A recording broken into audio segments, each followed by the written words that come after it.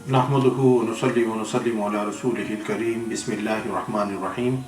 मोहतरम नाज़रीन व सामीन इकराम, अस्सलामु अलैकुम व रहमतुल्लाहि व बरकातुहू। अल्लाह ताला के फजल व करम से हम दर्स हदीस की एक और नशिस्त में आपके साथ हाजिर हैं। आज हम वालिदैन की नाफरमानी के हवाले से हुज़ूर नबी अकरम सल्लल्लाहु अलैहि वसल्लम का एक फरमान ज़िक्र करेंगे और उसके जो नुकात हैं वो आपकी खिदमत में पेश करेंगे। ये हदीस जो हज़रत अबू बकर रज़ियल्लाहु ताला अन्हु से मरवी है। क़ाल रसूलुल्लाह सल्लल्लाहु अलैहि वसल्लम, वो रिवायत करते हैं कि हुज़ूर नबी अकरम सल्लल्लाहु अलैहि वसल्लम ने फरमाया, अला उनब्बिउकुम बिअकबरिल कबाइरि, कि क्या मैं तुम्हें जो बड़े गुनाह कबीरा हैं उनके बारे में ना बताऊं। सलासन, आपने ये बात जो है 3 मरतबा दोहराई, क्या मैं तुम्हें बड़े गुनाहों के मुतालिक ना बताऊं, क्या मैं तुम्हें बड़े गुनाहों के मुतालिक ना बताऊं। ये बात आप सल्लल्लाहु अलैहि वसल्लम ने 3 मरतबा दोहराई। कालू बला, तो सहाबे कराम ने अर्ज़ किया, क्यों नहीं या रसूल अल्लाह, आप ज़रूर हमें जो है इरशाद फरमाएं। क़ाला अल इशराकु बिल्लाहि, आप सल्लल्लाहु अलैहि वसल्लम ने फरमाया कि पहला सबसे बड़ा गुनाह जो है वो अल्लाह के साथ किसी को शरीक करना है। शिर्क जो है वो सबसे बड़ा गुनाह है।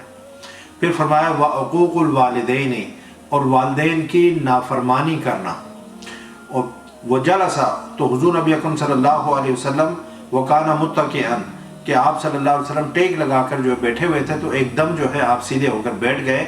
और फिर फरमाया अला व क़ौलु ज़ूरी, फिर आप सल्लल्लाहु अलैहि वसल्लम ने मुतनब्बे फरमाया और फरमाया कि झूठ। तो इस हदीस के अंदर मा ज़ाला युकर्रिरुहा हत्ता क़ुल्तु लैतहु सकता, हुज़ूर नबी अकरम सल्लल्लाहु अलैहि वसल्लम कंटिन्यूसली इस बात को दोहराते रहे, बार बार इस बात को दोहराते रहे, यहाँ तक कि मैंने कहा कि काश हुज़ूर नबी अकरम सल्लल्लाहु अलैहि वसल्लम खामोश हो जाते। ये हदीस है जो हज़रत अबू बकर रज़ियल्लाहु ताला अन्हु से जो है मरवी है। अब इसमें जो है कुछ नुकात हैं जिनकी तरफ जो है इंशाअल्लाह हमारी गुफ्तगू में इशारा होगा। हुज़ूर नबी अकरम सल्लल्लाहु अलैहि वसल्लम की इस हदीस में एक तो दाई के लिए जो है रहनुमाई है। दाई कहते हैं दावत देने वाले को। तो दाई के लिए रहनुमाई ये है कि वो अपने अवाम को, अपने शागिर्दों को खैर और शर के बारे में, नेकी और गुनाह के बारे में जो है वो आगाह करता रहे। और ख़ास तौर पर जो बड़े बड़े गुनाह होते हैं उनके हवाले से वो अपनी अवाम को, अपनी कौम को, अपने जो शागिर्द हैं उनको बताता रहे, ताकि लोग जो है उनके मुफ़्सिदात से आगाह हों। क्योंकि जब आप किसी चीज़ के मुफ़्सिदात से आगाह होते हैं तो फिर उससे बचने की भी कोशिश करते हैं। तो इल्म जो है वो ज़रूरी है। फिर इससे जो है उलमा के लिए भी एक ये दर्स मिलता है कि जब इंसान जो है कोई अहम मसला अवाम के सामने बयान करने लगे तो उसके लिए पहले जहन साजी करे। देखिए, जिस तरह किसान होता है वो ऐसे ही नहीं बीज फेंक देता। बीज से उसने फसल हासिल करनी होती है तो पहले वो ज़मीन साजी करता है, ज़मीन को तैयार करता है। जब ज़मीन तैयार हो जाती है उसके बाद वो उसमें बीज डालता है। तो कोई अहम बात हो तो ऐसे ही नहीं फेंक देनी चाहिए, ऐसे ही नहीं बयान कर देनी चाहिए, बल्कि उसके लिए पूरा माहौल जो है वो तैयार किया जाए, जहन साजी की जाए। और जब लोग उस बात को समझने के लिए तैयार हो जाएं तो फिर जो है वो बात करनी चाहिए। जिस तरह हुज़ूर नबी अकरम सल्लल्लाहु अलैहि वसल्लम ने फरमाया अला उनब्बिउकुम, कि क्या मैं तुम्हें खबरदार ना कर दूं। तो जब हुज़ूर नबी अकरम सल्लल्लाहु अलैहि वसल्लम ने ये बात फरमाई कि क्या मैं तुम्हें खबरदार ना कर दूं, तो एकदम सहाबा कराम जो थे वो अलर्ट हो गए कि अब हुज़ूर नबी अकरम सल्लल्लाहु अलैहि वसल्लम कोई बहुत अहम बात करने वाले हैं। अब इसमें हुज़ूर नबी अकरम सल्लल्लाहु अलैहि वसल्लम ने 3 बहुत ही ख़तरनाक किस्म के गुनाहों का जिक्र फरमाया। पहला जो है वो अल्लाह के साथ शिर्क करना, यानी अल्लाह की ज़ात में, उसकी सिफ़ात में, उसके अफ़आल में किसी को जो है उस जैसा मानना। ये जो है शिर्क की 3 किस्में हैं। अल्लाह रब्बुल इज़्ज़त ने शिर्क के बारे में फरमाया कि इन्नल्लाह ला यग़फ़िरु अन युश्रका बिही व यग़फ़िरु मा दूना ज़ालिका लिमन यशा, कि अल्लाह ताला जो है वो शिर्क को माफ़ नहीं फरमाता, बल्कि शिर्क के अलावा दूसरे जो गुनाह हैं उनको माफ़ फरमा देता है। क्योंकि शिर्क जो है एक्चुअली ये अल्लाह के ख़िलाफ़ एक खुली बगावत है। अल्लाह की سلطنت میں اور اللہ کی شہنشاہیت کے خلاف، اللہ کی بادشاہت کے خلاف یہ کھلی بغاوت ہے کہ آپ جو ہے اللہ کے علاوہ کسی اور کو یہ درجہ دیں. آپ یعنی جو خدا کا، اللہ کا جو درجہ ہے اس درجے پر کسی اور کو فائز کریں، اس سے بڑا گناہ جو ہے وہ کوئی ہو نہیں سکتا. جس طرح ایک نظام ہوتا ہے، ایک سسٹم ہوتا ہے، اس میں اگر آپ لیٹ سے کہ آپ کا ملک ہے، اس کے اندر ایک پرائم منسٹر ہے، آپ اس کو چھوڑ کر کسی اور کو پرائم منسٹر جو ہے ماننے لگیں، کوئی صدر ہے اس صدر کو چھوڑ کر کسی اور کو، تو سسٹم ود ان سسٹم جو ہے یہ بات اس طرح سے ہو جاتی ہے. تو جب آپ قانون کے خلاف بغاوت کرتے ہیں، آئین کے خلاف بغاوت کرتے ہیں، تو اس کی جو سزا ہے وہ بہت کڑی سزا ہے. عام گناہ ہوتے ہیں، عام کرائمز ہوتے ہیں، ان کی چھوٹی موٹی سزا ملتی ہے، لیکن جب آئین سے بغاوت ہو جائے تو اس کی سزا بہت زیادہ کڑی ہے. تو حضور نبی اکرم صلی اللہ علیہ وسلم نے خود جو ہے شرک سے پناہ مانگی، اور شرک جو ہے کہ ایسا یعنی کہ گناہ ہے جس سے انسان کے سارے اعمال برباد ہو جاتے ہیں.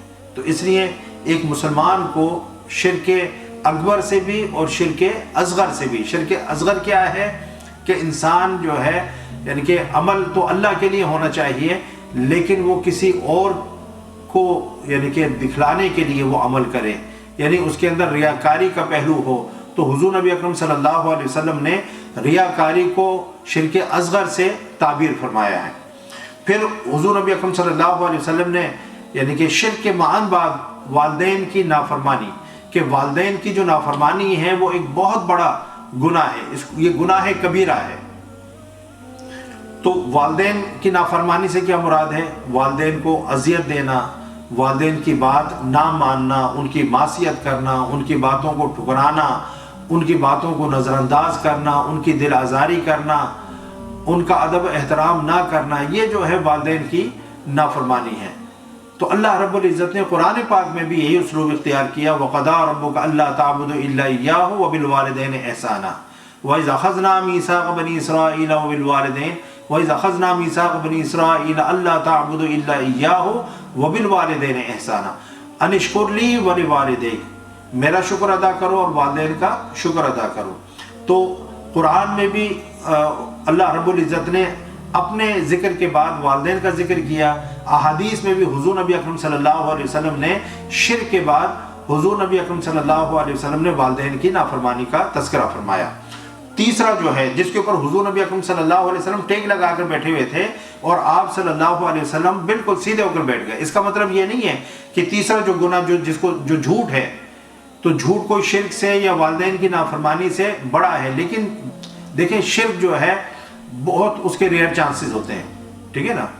اور شرک کا تعلق انسان کی اپنی ذات سے ہوتا ہے، پبلک سے نہیں ہوتا. اسی طریقے سے والدین کی جو نافرمانی ہے یہ بھی چند افراد تک، ایک خاندان تک محدود ہے.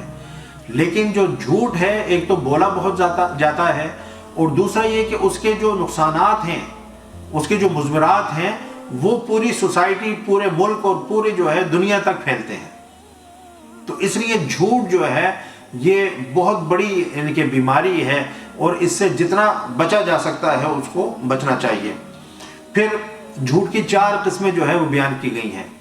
ایک جھوٹ جو انسان جو ہے اللہ کے اوپر بولتا ہے، یہ جھوٹ کی سب سے بری قسم ہے. قرآن میں بھی اللہ نے فرمایا وَمَنْ أَظْلَمُ مِمَّنِ افْتَرَىٰ عَلَى اللَّهِ كَذِبًا. پھر دوسرا جھوٹ جو رسول اللہ صلی اللہ علیہ وسلم کے اوپر بولا جائے، جس طرح حضور نبی اکرم صلی اللہ علیہ وسلم کی طرف کوئی ایسی بات منسوب کر دی جائے جو آپ صلی اللہ علیہ وسلم نے نہیں فرمائی تھی. آپ نے فرمایا من کذب علی متعمدا فلیتبوأ مقعدہ من النار، کہ جو شخص جان بوجھ کر مجھ پر جھوٹ بولے تو وہ اپنا ٹھکانہ جہنم کے اندر بنا لے. پھر جو ہے تیسری قسم لوگوں کے خلاف جھوٹ بولنا، یعنی کہ جھوٹی گواہیاں دے کر فیصلے جو ہے اپنے حق میں کروا لینا. قرآن پاک میں بھی اللہ رب العزت نے ارشاد فرمایا یا ایھا الذین آمنوا کونوا قوامین بالقسط شہداء للہ ولو علی انفسکم وبالوالدین والاقربین، کہ ہمیشہ جو ہے سچی بات کرو، سچی شہادت دو، جھوٹ مت بولو، چاہے وہ سچ بولنا انسان کے اپنے خلاف جائے، اپنے والدین کے خلاف جائے، اپنے رشتہ داروں کے خلاف جائے، لیکن انسان جو ہے ہمیشہ سچ بولے. اور چوتھا جھوٹ وہ ہے جو ہم عام زندگی کے اندر بولتے ہیں لوگوں کے لیے جو ہے وہ جھوٹ بولنا۔ تو اس پوری حدیث کے اندر ہمیں یہ سمجھ آیا کہ شرک کرنا یہ ایک بہت بڑا گناہ ہے، والدین کی نافرمانی کرنا یہ ایک بہت بڑا گناہ ہے، اور جھوٹ بولنا بھی بہت بڑا گناہ ہے۔ تو والدین کی نافرمانی کر کے کوئی شخص جو ہے نہ اس دنیا کے اندر کامیاب ہو سکتا ہے، نہ آخرت کے اندر کامیاب ہو سکتا ہے، اور اگر والدین ناراض ہیں، ناخوش ہیں، تو سمجھ رہے ہیں نہ اللہ راضی ہے نہ اس کا حبیب راضی ہے۔ تو جو بچے ہیں، اولادیں ہیں، ان کو یہی نصیحت ہے کہ اپنے والدین کی خدمت کر کے زیادہ سے زیادہ اللہ کو راضی کریں اور اللہ کا قرب حاصل کریں، اور والدین کی خدمت کے ذریعے سے جنت کا حصول جو ہے وہ ممکن ہے، اور جنت کو حاصل کرنے کے لیے کوشش کریں۔ اللہ تعالی ہم سب پر کرم فرمائے۔ وما علیہ الا البلاغ۔ السلام علیکم ورحمۃ اللہ وبرکاتہ۔